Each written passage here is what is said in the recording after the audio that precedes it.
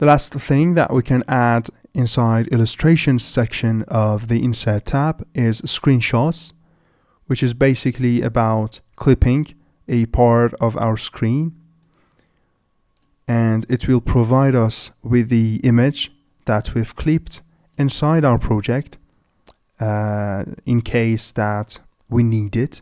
And as you see, we have a picture format for this screenshot opened over here as well. And that shows us that screenshots that Excel provides us have the exact same settings that an ordinary image can have. So that's basically it.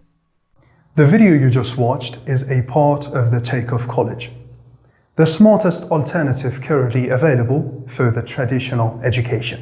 If you are looking for improving your real-world skills with project-oriented courses, or if you are looking to increase the value of your time on a daily basis as either an employee or a business owner, for over 15 courses bundle, plus our over 50 upcoming courses and all the updates, plus individual certificates of completion for each course, obtain your lifetime access today, paying our one-time fee with a great discount inside www.thetakeoffcollege.com.